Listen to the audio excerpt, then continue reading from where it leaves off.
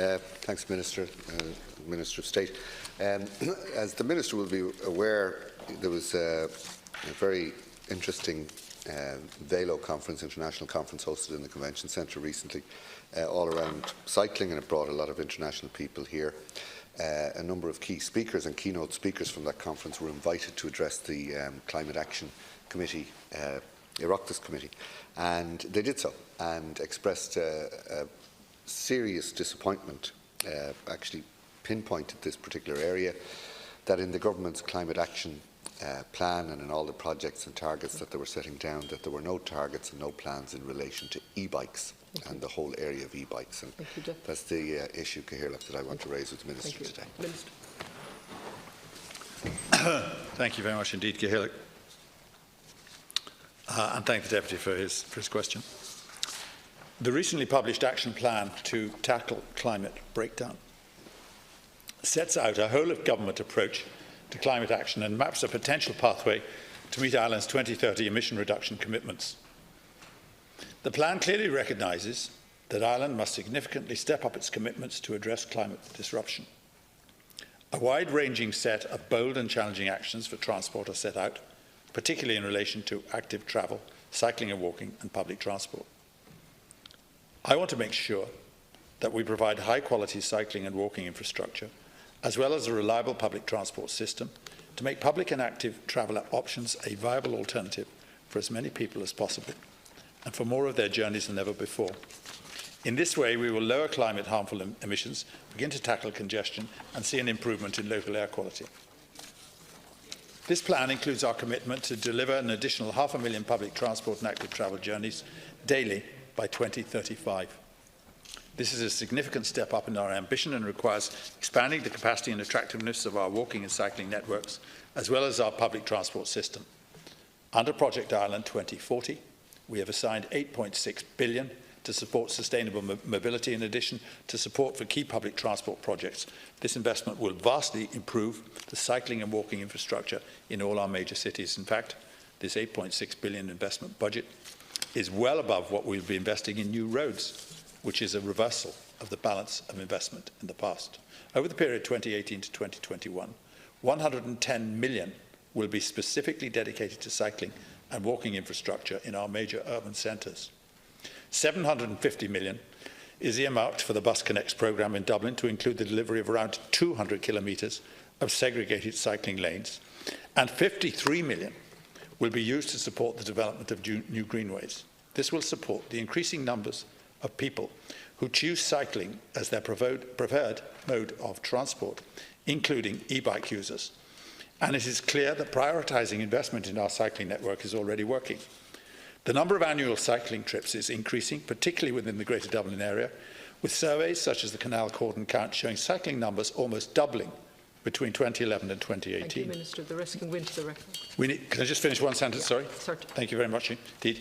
We need to build on this and do even more. Key actions under the Climate Action Plan underpin this commitment to increasing cycling as a mode of travel, including the establishment of a cycling project office within the National Transport Authority. Thank you. Cycling project office that terrifies me, Minister, given the record of the NTA in attempting to deliver the other landmark projects within Project 2040, that is Bus Connect, but that's for a different day. You set targets, Minister, for e-cars and for the purchase of e-vehicles by 2030, 1 million of them, which is incredibly ambitious. You set no targets for the purchase of e-bikes. There's no details given in the Climate Action Plan in relation to the incentives that might be provided to switch people from cars to bikes. That may be given to employers to encourage employees to switch from cars to bikes, to encourage local authorities to provide the kind of just basic facilities. There's like one municipal bike park in this city. And I might quote from The Guardian, which was present at the VELO conference, and they ask, what happened to the place once spoken of as the great hope for emerging cycling cities? They only go back as far as 2013, when apparently Dublin was ranked among the top 20 bike-friendly cities, but has fallen off what's known as the Copenhagen Index since then. So look, all these 2040 projects are exactly that. You talked about by 2035. What do we do tomorrow? You read and listened to the headlines this morning about the crisis that this city faces in terms of noxious emissions on the M50 and coming out of the tunnel and in the city core. You have said nothing to me today, and this is normal in relation to your response, in relation to what can be done in the next 12 months, in the next 18 months, to improve the quality of life, to improve the air quality in the city, not by 2035, not by 2040, but for those of us who are alive right now and want to live a healthy life. Thanks, Mr. Well said. You're doing quite well up till a few seconds ago, Deputy Lahart. I think I should remind you that we held a very important conference. Dublin was chosen for the Villa City conference held here a few weeks ago. I was very glad to enter it, and I think the fact it was located here was an acknowledgement of the extraordinary steps that we are making and the ambitions that we have. And I think it would be helpful if the opposition acknowledged that I would perfectly happily admit that we were behind on cycling up to a few years ago, but acknowledge the fact that we bought into that story and that we're making big strides in that. Villa City's location here for that conference was certainly a recognition that we were part of the cycling narrative, which is taking off all over Europe in Dublin. And you were looking for current projects which are going on, and you're saying nothing is happening. Well, apart from the fact that we're spending an enormous amount more money on it, you know, in Dublin, for example, which is, I think you're spokesman for Dublin, isn't that right, for Fianna Fáil? Construction will start in 2019 on the Royal Canal phases 2 and 3, which will deliver a high-quality cycleway from the Docklands out to Ashtown in Dublin 15, from Clontarf to the city centre, which will bring the segregated Clontarf cycle route right into the heart of the city, on the Dodder Greenway, and the Fitzwilliam route along Fitzwilliam Square. Those are four extremely valuable and useful projects, which will not just attract cycling, but will also, as a byproduct, if you like, will increase health and will reduce emissions. Thank you, Minister. Thank you.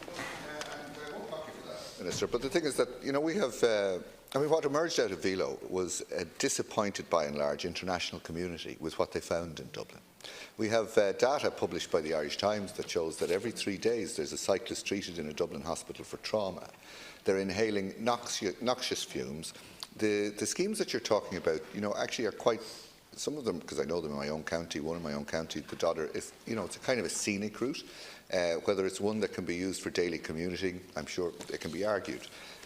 But at some stage, Minister, someone's going to have to take a hard decision and make a hard call on what a Danish commentator said, the free reign of motordom in Dublin city centre. So we can be constructing all of these things, as you know, with Bus Connect. One of the big problems is that it's trying to facilitate buses, cars, pedestrians and bikes.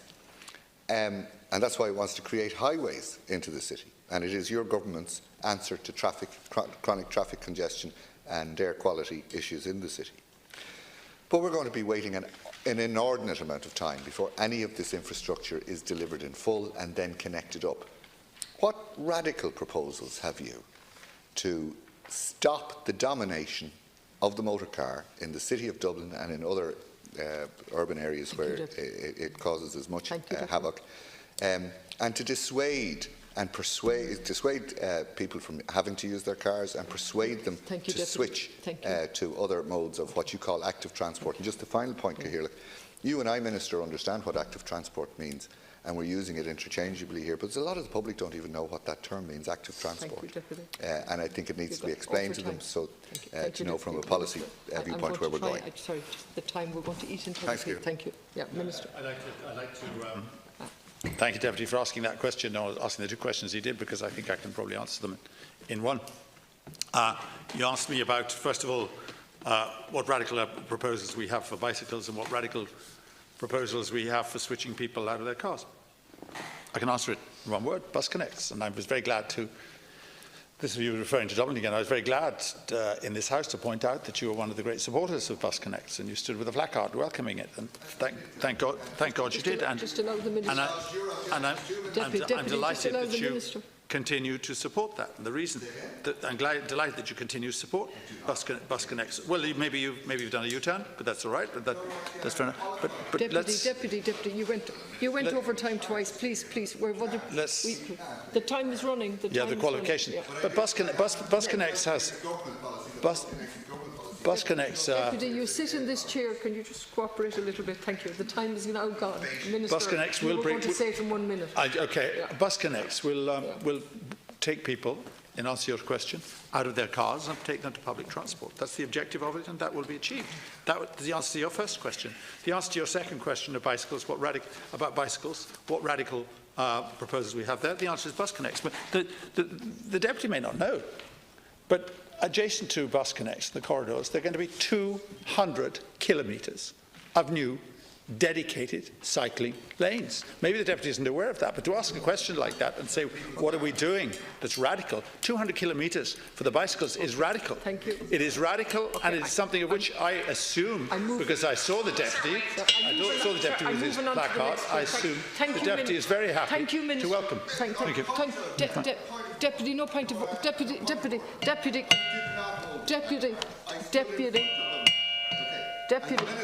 Lahart, Deputy Lahart. Cycle tracks, and he's making a big deal about it. Deputy,